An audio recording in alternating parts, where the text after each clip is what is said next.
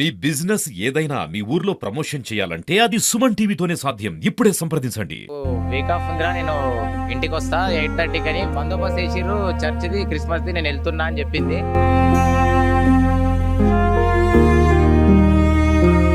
ఇక్కడ దేవునిపల్లి దగ్గర అక్కది సిగ్నల్ చూపిస్తుందని చెప్పారు. సంపి అందులో వేసిండ్రా, ఇక వట్టి కొట్టి వెనక బందికెళ్ళి నూకేసిరా. లేని కొని సృష్టిస్తారు.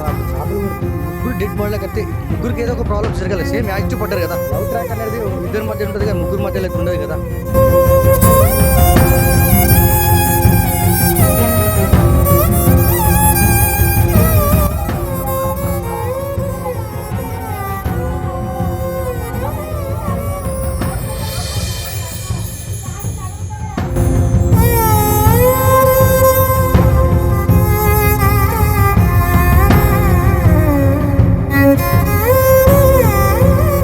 నమస్తే, వెల్కమ్ టు సుమన్ టీవీ. కామారెడ్డిలో ఆత్మహత్యలు కలకలం రేపాయి.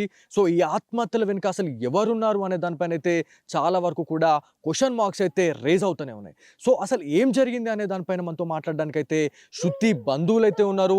శృతి తమ్ముడితోనైతే మనం మాట్లాడదాం. శృతి ఆఖరిసారిగా వాళ్ళ తమ్ముడికి కాల్ చేసి మాట్లాడడం జరిగింది. ఏదైతే డిసెంబర్ 24th రోజు నవీన్తోని మాట్లాడినట్టు మనకు ఒక ఇన్ఫర్మేషన్ అయితే వచ్చింది. ఒకసారి వారితో మాట్లాడదాము. ఇక్కడ వాళ్ళ ఇంటికైతే మనం వచ్చినాం. ఇక్కడ పూర్తిగా ఈ గ్రామంలో కావచ్చు, ఇంటి పరిసర ప్రాంతాల్లో కూడా విషాద ఛాయలు అయితే అలుముకున్నాయి అనేది మనకు తెలుస్తూ ఉంది. సో నవీన్ ఉన్నారు, నవీన్తో మాట్లాడదాం. నవీన్, నువ్వు చెప్పు. అంటే నవీన్, ఆ రోజు ఫైనల్గా చివరిసారిగా శృతి నీతోని మాట్లాడినట్టు మాకు తెలుస్తూ ఉంది. సో ఇప్పటి వరకు ఏ మీడియా ఛానల్లో కూడా నువ్వు బయటకు వచ్చి చెప్పింది లేదు. సో అసలు ఆ రోజు ఏం జరిగింది? ఏ టైంలో శృతి నీకు కాల్ చేసింది? ఏమని బాధపడ్డది నీ గురించి? నాకేందంటే సార్, నాకు వీక్ ఆఫ్ ఉందిరా, నేను ఇంటికి వస్తా 8:30 అని ఆడ ఫోన్ చేసింది. ఎక్స్పోర్ట్కి వచ్చినాక మళ్ళీ నాకు డ్యూటీ బందోబస్తు చేసిర్రు. చర్చిది క్రిస్మస్ది నేను వెళ్తున్నా అని చెప్పింది. మళ్ళీ ఏమని చెప్పిందంటే మార్నింగ్ నేను వస్తా 11:30 వరకు ఇంటికి వచ్చేస్తా, ఉండు అని చెప్పింది. మళ్ళీ ఫోన్ చేసేసరికి 1 అవుతుంది, 2 అవుతుంది. మేము ఎంత ఫోన్ చేసినా లేపుతలేదు. తర్వాత మా అక్క ఫ్రెండ్ కానిస్టేబుల్ అక్కకి ఫోన్ చేస్తే ఇంటిమేషన్ ఇచ్చామన్నట్టు. ఇస్తే అక్క ఫోన్ లేపుతలేదు, ఇట్లా అంటే నేను కనుక్కుంటా అని ట్రేస్ చేస్తామని చెప్తే ఇక్కడ దేవునిపల్లి దగ్గర అక్కది సిగ్నల్ చూపిస్తుందని చెప్పారు. తర్వాత మళ్ళీ ఎస్ఐ సార్ వాళ్ళు, సిఐ సార్ వాళ్ళు ఫోన్ చేసి అక్కది ఇక్కడ ఫోన్ దొరికింది అని మాకు ఇంటిమేషన్ ఇవ్వగానే మేము వెంటనే మా అన్న వాళ్ళకి ఇట్లా అందరికి ఫోన్ చేసి మేము అక్కడికి వెళ్ళిపోయినాం. చాలా మందికి కన్ఫ్యూజన్ లో ఉన్నటువంటి వార్త ఏదన్నా ఉంది అంటే, ఏ రోజు అంటే డిసెంబర్ 24th రోజు నీతో మాట్లాడిందా, లేకపోతే క్రిస్మస్ రోజు అంటే 25th, అది క్రిస్మస్ రోజు అంటే క్రిస్మస్ అయిపోయిన తర్వాత, ఆ సెలబ్రేషన్స్ అయిపోయిన తర్వాత ఈ ఇన్సిడెంట్ జరిగిందా అనేది తెలుస్తూ ఉంది. అంటే క్రిస్మస్ రోజు అంటే క్రిస్మస్ రోజే ఆ డే రోజు మాత్రమే ఈ ఇన్సిడెంట్ జరిగినట్టు మనకు అనిపిస్తూ ఉంది. ఏ టైంలో నీకు కాల్ వచ్చింది అసలు? 25th, 24th? నాకు 24th ఫోన్ చేసింది, 25th కూడా ఫోన్ చేసింది మార్నింగ్. ఏంటంటే ఏమన్నదంటే, ఒకటి నవీన్ నేను రేపు వస్తా, మేక కాళ్ళు తలకాయ అవి తీసుకుంటారా, మనం తిందాం అందరం అని చెప్పింది. డబ్బులు కూడా కొట్టింది, నేను తీసుకొని వచ్చిన. మార్నింగ్ 7:30కి ఫోన్ చేసిన. డాడీ వాళ్ళు కూడా 9:30కి 10:30కి అట్లా ఫోన్ చేస్తే, డాడీ నేను బస్సు ఎక్కుతున్నా, నేను వచ్చేస్తా అని చెప్పింది.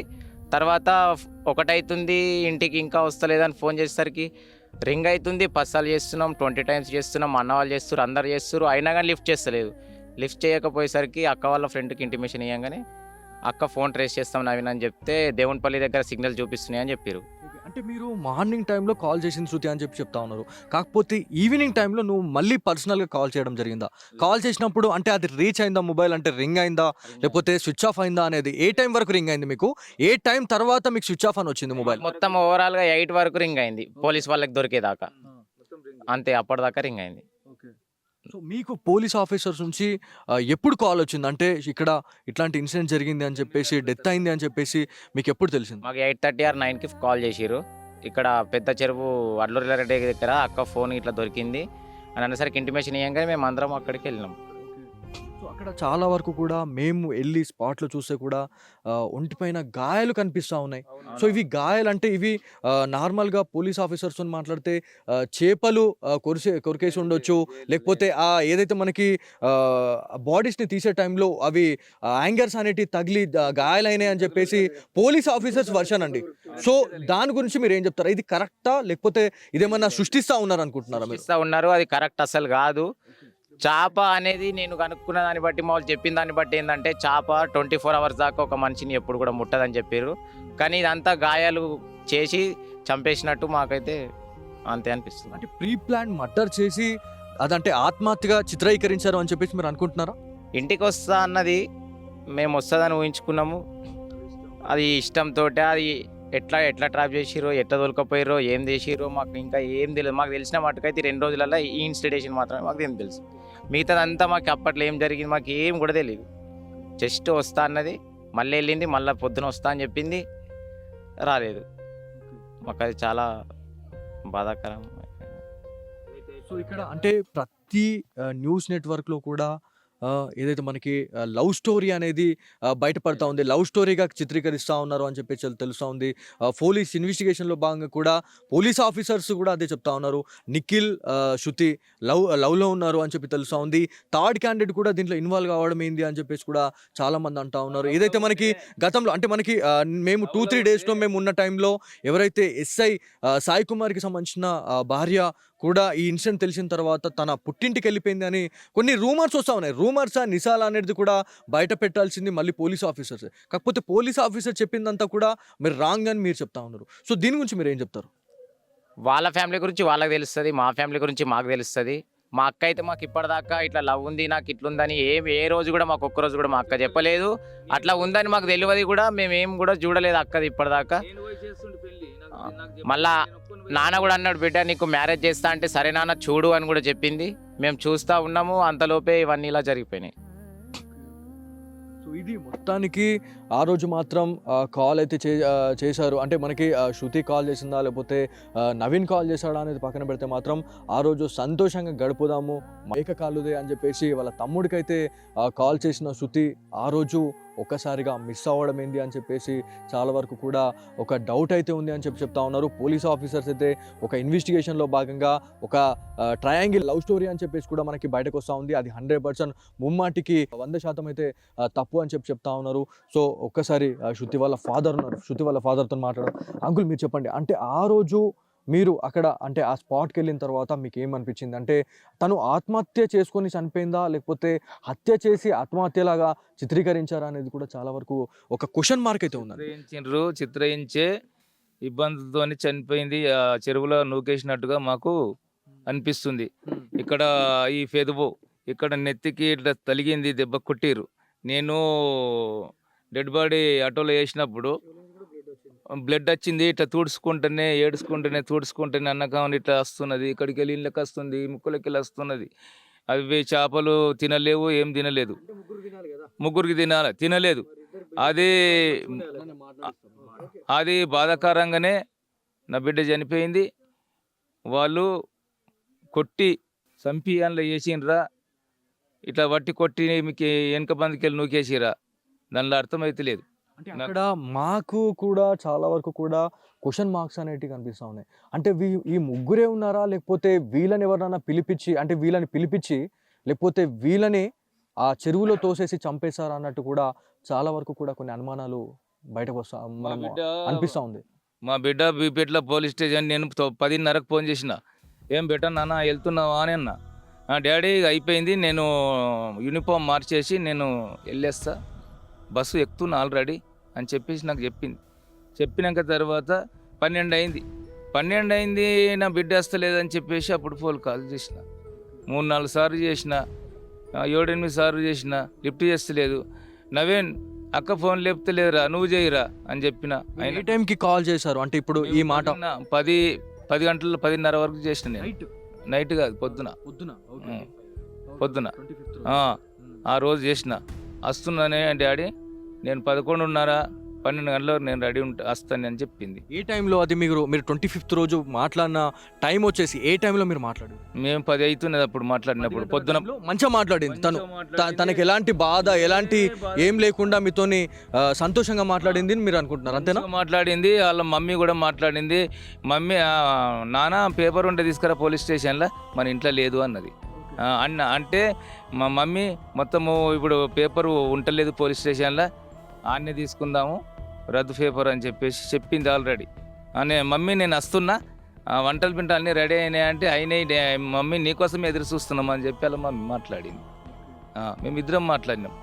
సో అంటే ఆ టైంలో అమ్మ ఎక్కడ ఉండొచ్చు, అంటే ఏ లొకేషన్లో, అంటే అప్పటికి బయలుదేరలేదు.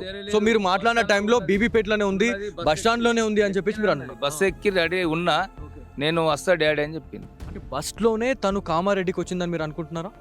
కామారెడ్డికి వచ్చింది, ఖచ్చితంగా వచ్చింది, కామారెడ్డికి వచ్చింది. అయినాక తర్వాతనే ఇక్కడ ఏం జరిగింది అనేది నాకు ఏం కూడా అర్థమైతే లేదు. కొట్టిన గాయాలు అయితే ఉన్నాయి. అంటే అమ్మాయి అంటే తర్వాత అంటే మీరు మాట్లాడిన తర్వాత మళ్ళీ శృతి మీకు కాల్ బ్యాక్ చేయడం జరిగిందా, లేకపోతే మళ్ళీ మీరు రీట్రై చేశారా లేదా? మీరు చేయలే. మాకు అదే 10 గంటలకు మాట్లాడినాము. డాడీ నేను వెళ్తున్నా, నేను బస్ స్టాండ్లో ఉన్న, బస్సు ఎక్కినని చెప్పింది నాకు. ఇక ఆడికెళ్ళిన తర్వాత 12 గంటలకు ఫోన్ చేస్తే లిఫ్ట్ చేయలేదు. 12 గంటల నుంచి ఇదంతా స్టార్ట్ అయిందని మీరు అనుకుంటున్నారు. ఓకే.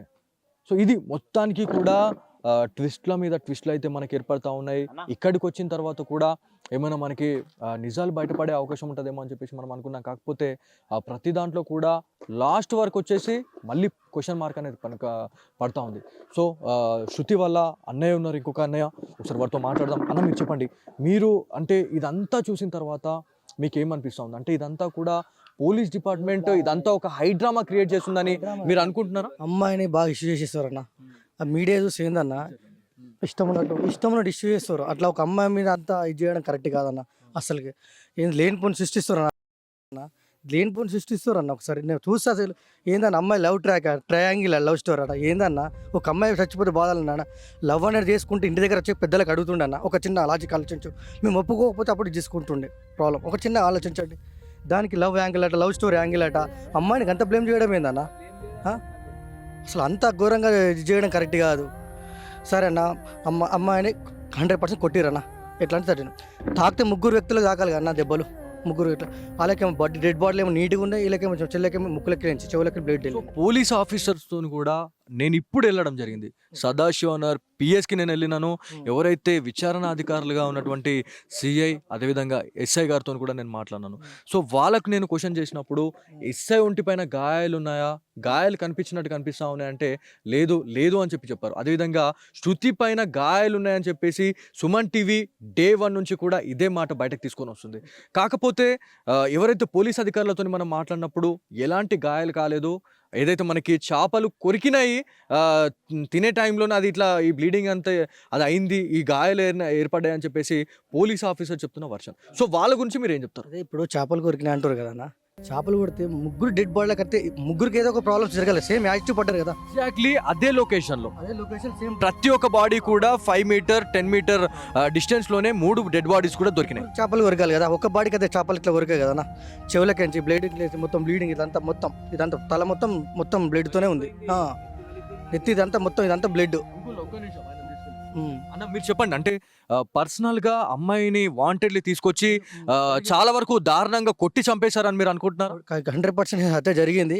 ఏం జరిగిందో తెలియదు మాకు కూడా. మీరే ఇక మీ సుమన్ టీవీ వాళ్ళు మాకు న్యాయం చేస్తారని డెఫినెట్లీ సుమన్ టీవీ వచ్చింది అందుకు. ఎందుకంటే ఒక అమ్మాయి జీవితం ఇవాళ ఆల్రెడీ కొలాప్స్ అయిపోయింది, తని వల్ల తిరిగి రాని లోకాలకు వెళ్ళిపోయింది. ఎస్, దాని గురించి మేము వచ్చినాం. ఎందుకంటే ఒక అమ్మాయికి సంబంధించిన పరువుకి సంబంధించిన మ్యాటర్ ఇది. ఒక ఫ్యామిలీ వల్ల బాధపడతా ఉంది, ఇవాళ వీళ్ళంతా ఉన్నారు కానీ ఇలా సచ్చి బతుకుతా ఉన్నట్టుగా అనిపిస్తుంది.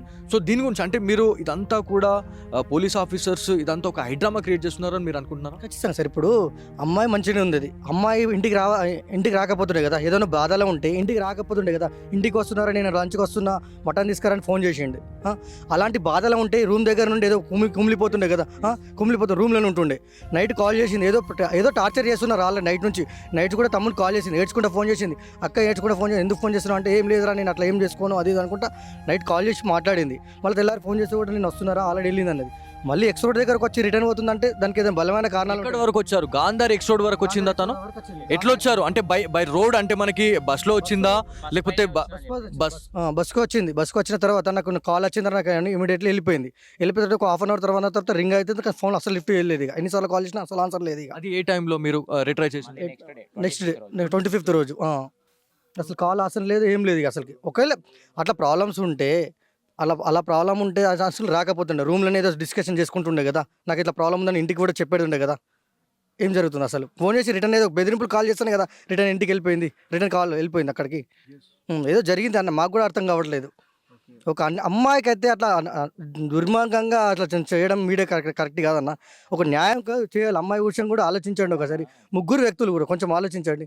ముగ్గురు కదా, ఇద్దరు అనుకుంటే మనం కూడా ఒక రకంగా అనుకుందాం. ముగ్గురు వ్యక్తులు కదా, ఏం జరిగింది మాకు కూడా తెలియాలి అసలు. పోలీసులు కూడా కొంచెం న్యాయం చేయాలి అసలు. అమ్మాయి తరపున కూడా కొంచెం న్యాయం చేసి బాగుంటుందని మేము అనుకుంటున్నాం. అంటే తను బస్లో గాంధార్ ఎక్స్ రోడ్ వరకు వచ్చిన క్యాండిడేట్, తను అక్కడే అంటే అక్కడ తను ఆ స్టాప్లో దిగడం జరిగిందా, లేకపోతే అదే బస్లో మళ్ళీ కామారెడ్డి వెళ్ళిర్రా అనేది చాలా పెద్ద క్వశ్చన్ ఉంది. దిగిన తర్వాత కాల్ చేసింది, తమ్ముని కాల్ చేసింది, నాకు డ్యూటీ వచ్చింది, నేను రిటర్న్ వెళ్ళిపోతున్నారా. నైట్ ఎక్స్ రోడ్లో దిగి మళ్ళీ నేను రేపు నాకు డ్యూటీ ఉంది, డ్యూటీ క్లియర్ చేసుకొని నేను మళ్ళీ పొద్దున్న వచ్చేస్తా అని చెప్పింది. కానీ మేము మళ్ళీ 10:30కి అట్లా ఫోన్ చేస్తే లిఫ్ట్ చేసింది. నేను బస్ ఎక్కుతున్నా డాడీ అని చెప్పింది. మళ్ళీ మేము 12 అవుతుంది, మా దగ్గరకు వచ్చేసరికి 12:30 అవుతుంది. మరి ఇంకా వస్తలేదు అక్క, ఇంకా 24th రోజు గాంధార్ ఎక్స్ రోడ్ వరకు శృతి వచ్చింది. వచ్చింది. అంటే ప్రతి ఒక్క మీడియా ఛానల్ అనుకుంటుంది ఏంటంటే 25th రోజు వరకు కూడా గాంధారి ఎక్స్ రోడ్ వరకు శృతి వచ్చిందని అనుకుంటున్నారు. కాకపోతే 24th రోజే వచ్చింది. 24th రోజే 24th రోజు నైట్ వచ్చింది. వచ్చి మళ్ళీ నాకు రేపు క్రిస్మస్ కదా డ్యూటీ ఉంది, మా వాళ్ళు ఫోన్ చేసిరు. ఎవరు చేశారు కాల్? ఎవరు చేశారు అంటే బీబీపేట్కి సంబంధించిన ఎస్ఐయా లేకపోతే బిక్నూర్కి సంబంధించిన ఎస్ఐ కాల్ చేశారా? అని వాళ్ళు ఏం చెప్పలేదు, డ్యూటీ ఉందని పోలీస్ వాళ్ళు ఫోన్ చేసిందని మాకు ఒక ఇంటిమేషన్ అంతే ఇచ్చింది. సరే అక్క మరి వెళ్ళి రేపు చేసుకొని వస్తా అంటే మేము కూడా ఓకే అని చెప్పి మళ్ళీ పొద్దున నాన్న 9:30, 10 అట్లా ఫోన్ చేసిండు. ఫోన్ చేస్తే నాన్న నేను బస్ ఎక్కుతున్నా, ఇగో పోతున్నా, బస్ స్టాండ్కి పోతున్నా, అసలు ఎక్కుతా డైరెక్ట్ వచ్చేస్తా, 12:30 దాకా వచ్చేస్తా అనేసరికి మేము కాల్ చేస్తున్నాం. అదే రోజు 25th రోజే వచ్చేస్తా అని మళ్ళీ చెప్పిందా? 25th రోజు మార్నింగ్ నేను చేస్తే వస్తున్నారా నేను బస్ ఎక్కుతా అని అన్నది. అప్పటి వరకు డ్యూటీ చేసిందా తను? డ్యూటీ చేసినా అని చెప్పింది మాకు. ఇక్కడ ఏ లొకేషన్ లో? బీపేట్లోనే చేసినా అని చెప్పింది, లోకల్లోనే చేసినా అని చెప్పింది. అంటే పిఎస్ లో డ్యూటీ చేసిందా తను? ఎక్కడైనా క్రిస్మస్ సెలబ్రేషన్స్ ఉంటాయి కాబట్టి అక్కడ చర్చెస్ దగ్గర ఏమైనా సెలబ్రేషన్ చేసా అంటే డ్యూటీ చేసిందా? దగ్గరనే చేసినా అని చెప్పింది. అదొకటే మాకు అదొకటే తెలుసు, వస్తా అని చెప్పింది. ఈ 2 రోజులలో జరిగిన విషయం ఇది అంతే, మాకు మిగతా ఏ విషయాలు కూడా అంత క్లారిటీ. 9:30 బస్ ఎక్కింది. 9:30 బస్ ఎక్కేసరికి మనం 9:30 అంటే ఇక్కడ బీపేట నుంచి ఇక్కడ రావడానికి 12:30 అవుతుంది. బాబాయ్ 12:30కి లంచ్ కోసం ఫోన్ చేసిండు. ఫస్ట్ ఫోన్ చేసి లిఫ్ట్ చేయలేదు, సెకండ్ 20 టైమ్స్ ఫోన్ చేసినా లిఫ్ట్ చేయలేరు. ఇక అప్పుడు మాకు అనుమానం వచ్చి ఇక సిస్టర్ కాల్ చేసిండు, కానిస్టేబుల్ సిస్టర్ కాల్ చేసి అప్పుడు చెప్పింది అన్నట్టు లొకేషన్ ట్రేక్ చేయదు, దాని ద్వారా అక్కడ చెప్పులు ఉన్నాయి, ఫోన్ ఉంది కట్టపైన అని తెలిసింది అప్పుడు మాకు. అక్కడ ఇంకొక ట్విస్ట్ ఏంటంటే వీళ్ళ మొబైల్స్ అనేటివి గట్టు మీద పడేసిపోయారు. అంటే వాళ్ళు దుంకేశారా, లేకపోతే ఆత్మహత్య చేసుకున్నారా, లేకపోతే కొట్టి చంపేసి వాళ్ళు ఆ చెరువులో వేసారా అనేది చాలా పెద్ద క్వశ్చన్ ఉంది.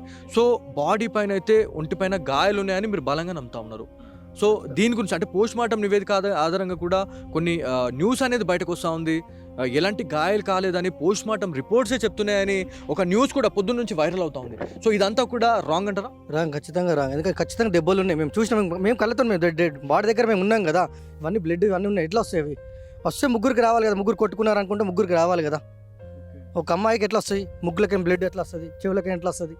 ఇదంతా బాడీ మొత్తం ఫేస్ మొత్తం గాయాలు. అంటే గాయాలు మీన్స్ అంటే ఎట్లా ఉన్నాయి? అంటే ఇక్కడ తలపైన ఇక్కడ చెవుల పైన బ్లడ్ వచ్చింది, ముక్కులకి బ్లడ్ వచ్చింది, ఇదంతా ఓర్చుకపోయినట్టు ఇదంతా పలిపోయింది. అంటే ఇప్పుడు ఇదంతా కూడా చూస్తే ఇప్పటికీ కన్ఫ్యూజనే ఉంది. అంటే మీరు చెప్తా ఉన్నారు, మేము క్వశ్చన్ వేస్తా ఉన్నాం, మాకు ఇంకా కన్ఫ్యూజనే ఉంది. కాకపోతే వాళ్ళు కార్లో ముగ్గురు వచ్చిర్రు అనేది క్లియర్ కట్ ఉంది. సో ఇదంతా కూడా ఎక్కడి నుంచి జరిగింది అనుకుంటున్నారు మీరు? అంటే కామారెడ్డి నుంచి జరిగిందా, కామారెడ్డి నుంచి ఇక్కడికి వచ్చారా, ఏంది అనేది ఏం తెలియదు. ఎక్కడి నుంచి జరిగింది ఏం తెలియదు. వాళ్ళ ముగ్గురు మధ్య ఏం జరిగిందో కూడా మాకు కూడా ఏం అర్థం కావట్లేదు అసలు. వాళ్ళ ముగ్గురు మధ్య ఏం జరిగిందో కూడా మాకు కూడా ఇంకేం తెలుసు. లవ్ ట్రాక్ అనేది ఇద్దరి మధ్య ఉంటుంది కానీ ముగ్గురు మధ్యలో అయితే ఉండదు కదా. ఒక చిన్న ఆలోచన. ఒకటి ఏంటంటే ఎవరైతే ఇప్పుడు మీడియా ప్రతినిధులు చాలా వరకు కూడా చెప్తున్న వాళ్ళు కావచ్చు, లేకపోతే పోలీస్ ఆఫీసర్ చెప్తున్నది ఏంటంటే వీళ్ళిద్దరు అంటే ఎస్ఐ సాయి కుమార్కి శృతి, అదేవిధంగా నిఖిల్ కాల్ చేస్తేనే ఎస్ఐ సాయి కుమార్ అనే క్యాండిడేట్ అక్కడికి రావడం జరిగింది, ఆత్మహత్య చేసుకుంటాను అని చెప్పేసి అన్న తర్వాతనే ఆయన రెస్క్యూ చేసేందుకు అదంతా అంటే కౌన్సిలింగ్ చేసే పద్ధతి అనేది ఉంటుంది పోలీస్ ఆఫీసర్ దగ్గర. సో ఇదంతా కూడా వాళ్ళకి చెప్తే మరి అట్లాంటిది ఏమన్నా అవుతుందేమో అని చెప్పేసి ఆయన రావడం జరిగింది. ఆయన రెస్క్యూ చేసి అంటే వాళ్ళిద్దరిని కాపాడే టైంలోనే ఇతను కూడా దాంట్లో మునిగి చనిపోయాడు అనేది బయటకు వస్తూ ఉందండి. హత్య చేసుకున్నాను అని చెప్పి కాల్ చేసి చెప్పారు అని అంటారు కదా. హత్య చేసుకున్నాడు ఇంటికి రాకపోతున్నాడు. నాకు ఇలా పని ఉంది ఆత్మహత్య చేసుకుంటాము అని చెప్పేసి ఏమైనా కాల్ చేసి ఉండొచ్చు అని మేము అనుకుంటాం. ఆత్మహత్య చేసుకున్నది ఇంటికి వస్తాను చెప్పుకోదు ఎందుకంటే ఇంటికి వస్తాను చెప్పుకుంది మారే మధ్యలో ఏం జరిగిందో అర్థం కాలేదు. ఫస్ట్ ఇంటికి 9:30కి ఆల్రెడీ బస్ ఎక్కిన మధ్యలో ఏం జరిగింది మాకు తెలియాలి కదా. ఇది మొత్తానికి ప్రతి దగ్గర కూడా ఒక క్వశ్చన్ మార్క్ అయితే ఉంది. ఎవరైతే కుటుంబీకులతో కూడా మనం మాట్లాడదాము అని చెప్పేసి సుమన్ టీవీ ఇక్కడికి రావడం జరిగింది. కాకపోతే ప్రతి దాంట్లో కూడా లాస్ట్ వరకు వచ్చేసి ఒక క్వశ్చన్ మార్క్ అనేది పడుతూ ఉంది. సో 2 days నుంచి కూడా మనం మాట్లాడుతున్న టైంలో కూడా శృతి గురించి మనం ఏం మాట్లాడుతున్నామా, లేకపోతే ఎస్ఐ సాయి కుమార్ గురించి మనం ఏం మాట్లాడుతున్నాం, కంప్యూటర్ ఆపరేటర్ నిఖిల్ గురించి మనం ఏం మాట్లాడినా కూడా లాస్ట్కి వచ్చేసి క్వశ్చన్ మార్క్ అనేది పడుతూ ఉంది. సో ఇదంతా కూడా ప్రాపర్ ఇన్వెస్టిగేషన్ అనేది జరగాలి. మరి సింధు శర్మ తను కూడా ఒక మహిళా ఐపీఎస్ ఆఫీసరే కాబట్టి ఈ మహిళకి, ఎవరైతే మహిళా కానిస్టేబుల్కి ఎలాంటి న్యాయం జరుగుతుంది ఈ కేసులో అనే దానిపైన అయితే చాలా వరకు ఉత్కంఠగా అయితే ఎదురు చూస్తూ ఉన్నారు. చాలామంది వాళ్ళ బాధపడుతున్న పరిస్థితి ఉంది. బంధువులు వస్తూనే ఉన్నారు, ఇవాళ బాధపడుతూ ఉన్నారు, కన్నీరు మున్నీరు అవుతూ ఉన్నారు. ఒక్కసారి మీరు చూడొచ్చు పూర్తిగా. అంటే గాంధారికి వచ్చిన తర్వాత మనం గాంధారి ఈ విలేజ్లో ఎవరిని మాట్లాడించినా కూడా శృతి గురించి ఒక్కరు కూడా ఒక బ్యాడ్గా మాట్లాడింది లేదు. ఎందుకంటే మనం ఇక్కడికి వచ్చినాము, ప్రతి దగ్గరకు వచ్చి కొంతమందితో మనం మాట్లాడే టైంలో తను మంచి క్యాండిడేట్ అనే చెప్పారు, కానీ ఒక్క దగ్గర కూడా ఈ లవ్ ట్రాక్ అది ఇదే అని చెప్పేసి ఎక్కడ కూడా చెప్పనట్టు మనకు అనిపించింది. కాకపోతే వీళ్ళ దగ్గరకు వస్తేనే మనకు ఒక నిర్ధారణ అయితే ఉంటుంది అనే దానిపైన మనం సుమన్ టీవీ ఇక్కడికి రావడం జరిగింది. కుటుంబీకులు అయితే తీవ్రంగా వాళ్ళు ఆవేదన వ్యక్తం చేస్తూ ఉన్నారు, బాధపడతా ఉన్నారు. అసలు ఏంది అంటే ఇక్కడ ఈ సిచ్యువేషన్లో అసలు ఏం జరిగింది అనే దానిపైన అయితే చాలామంది కూడా ఇవాళ ఉత్కంఠగా ఎదురు చూస్తూ ఉన్నారు. సో ఫైనల్గా ఎవరైతే నవీన్తో మాట్లాడదాం. నవీన్, మీరు చెప్పండి, ఇప్పుడు ఫైనల్గా మీరు ఈ కేసు అనేది ఎప్పుడు ఛేదించే అవకాశం ఉంది అని చెప్పేసి పోలీస్ ఆఫీసర్స్ ఏమైనా చెప్పడం జరిగిందా? ఎస్పీ సింధు శర్మ గారు మిమ్మల్ని పరామర్శించడం జరిగిందా? ఎందుకంటే తను కూడా ఒక మహిళా IPS officer, at the same time me sister కూడా ఒక మహిళా పోలీస్. సో దీని గురించి ఏమైనా పోలీస్ ఆఫీసర్స్ ఎవరైనా ఇక్కడికి రావడం జరిగిందా, పరామర్శించడం జరిగిందా? అక్కడే గవర్నమెంట్ హాస్పిటల్ని పరిశ్రమించారు. ఏంటంటే మాకు కూడా ఇంకా ఏం క్లారిటీగా తెలియదు. మేము ఏదైనా ఇన్వెస్టిగేషన్ అన్నీ చేసినాకనే పూర్తి వివరాలు ఇవ్వగలుగుతామని వాళ్ళు ఒక ఇంటిమేషన్ మాత్రమే ఇచ్చారు, అంతే. సో అక్కడ మార్చురీలో ఉన్న టైంలో ప్రభుత్వ సలహాదారు అయినటువంటి షబీర్ అలీ కూడా రావడం జరిగింది. సో వచ్చిన తర్వాత ఎవరైతే కుటుంబీకులు ఎవరైతే ఉన్నారో, అంటే ఇప్పుడు ఈ జాబ్ విషయంలో కూడా మీకు అంటే ఎవరైతే చనిపోయిన వాళ్ళు ఎవరైతే ఉన్నారో వాళ్ళ కుటుంబంలో ఎవరికొకరికి జాబ్ అయితే ఇప్పిస్తామని చెప్పేసి హామీ ఇచ్చేసి వెళ్ళిపోయారు. ఆ టైంలో మీరు వెళ్ళిపోయారు. సో హాస్పిటల్ నుంచి మీరు వెళ్ళిపోయిన కొద్ది నిమిషాల్లో మాత్రమే షబీర్ అలీ రావడం జరిగింది. ఒక జాబ్ గురించి అయితే ఒక అష్యూరెన్స్ అయితే వాళ్ళు ఒక భరోసా ఇవ్వడం జరిగింది. సో ఆ జాబ్ గురించి ఏమైనా మీరు మాట్లాడదలుచుకుంటున్నారా? జాబ్ అనేది మేము వచ్చేసినాం అక్కడ నుంచి, మాకేం ఇంటిమేషన్ రాలేదు. మాకు అసలు ఏం జాబ్ ఇస్తామని తెలియదు, వాళ్ళకి ఏమి ఇస్తారని తెలియదు. మా పెద్దనాన్న వాళ్ళు పేపర్ తీసుకొస్తే అందులో చిన్నగా హెడ్లైన్లో ఎస్ఐ సార్ వాళ్ళ భార్య కుటుంబీకులకు ఎవరికైనా ఒక్కళ్ళకి జాబ్ ఇచ్చే అవకాశం ఉంది, నిఖిల్కు సహాయపడే అవకాశం ఉంది, శృతి వాళ్ళ తమ్ముడు లేదంటే వాళ్ళ ఫ్యామిలీ కుటుంబంలోకి ఎవరికైనా ఇచ్చేది ఉంది అని ఒక న్యూస్ మాత్రం వల్ల ఇవ్వడం జరిగింది, అంతే. సో ఇది మొత్తానికి ఒక హై డ్రామా అనేది కనిపిస్తూ ఉంది మనకి ఇక్కడ. ఎక్కడికి వెళ్ళినా కూడా ఫైనల్గా ఒక క్వశ్చన్ మార్క్ అనేది మనకు కనిపిస్తూ ఉంది. అసలు దీనికి ఫైనల్ చెక్ అనేది ఎక్కడుంది అనే దానిపైన అయితే చాలామంది ఎదురు చూస్తూ ఉన్నారు. కాకపోతే ఇంకొక క్వశ్చన్ అయితే ఉంది. ఒకవేళ ఈ ముగ్గురే కాకుండా శృతి కావచ్చు, సాయి కుమార్, అదేవిధంగా నిఖిల్, సో ఈ ముగ్గురే కాకుండా ఇంకొక 2 members కావచ్చు, లేకపోతే ఇంకొక క్యాండిడేట్ ఎవరైనా వీళ్ళ వెనుకుండి ఇదంతా చేసిరని మీరు ఏమన్నా అనుకుంటున్నారా? మాకైతే అలా ఏమి అని ఇంకా ఏం అర్థమవుతలేదండి. అట్లా చేసిర్రా చేయలేదా, ఓన్లీ చచ్చిపోయింది మాత్రం ముగ్గుడే అని తెలుసు, కానీ అదంతా ఇంకా మాకేం క్లారిటీగా తెలియదు. 4వ వ్యక్తి అని తెలియదు, ఎంతమంది అని తెలియదు. పోలీస్ ఎంక్వైరీ చేసి మాకు చెప్పగలిగితేనే మేము ఏదన్నా చేయగలుగుతాం, కానీ అదంతా ఏం లేదు. మాకు తెలిసిన మట్టుకు ఓన్లీ 3 members అనేది తెలుసు మాకు, అంతే. సో ఇది మొత్తానికి అంతే. ఎక్కడ చూసినా కూడా ఒక క్వశ్చన్ మార్క్ అనేది రేజ్ అవుతూ ఉంది. కాకపోతే పోలీస్ ఆఫీసర్స్ ఒక ప్రాపర్ ఇన్వెస్టిగేషన్ అనేది సాగాల. అదేవిధంగా ఏదైతే ఈ బాధింపబడినటువంటి కుటుంబీకులు ఎవరైతే ఉన్నారో వాళ్ళకి ఒక జాబ్ అష్యూరెన్స్ అనేది ప్రభుత్వం కేటాయించాలి అని చెప్పేసి ప్రభుత్వ సలహాదారు అయినటువంటి షబ్బీర్ అలీ గారు అయితే ఒక డిమాండ్ అయితే చేయడం జరిగింది. అదేవిధంగా ఒక అష్యూరెన్స్ అయితే ఇచ్చినారు అనేది మనకు ఒకటి ఇన్ఫర్మేషన్ అయితే వచ్చింది.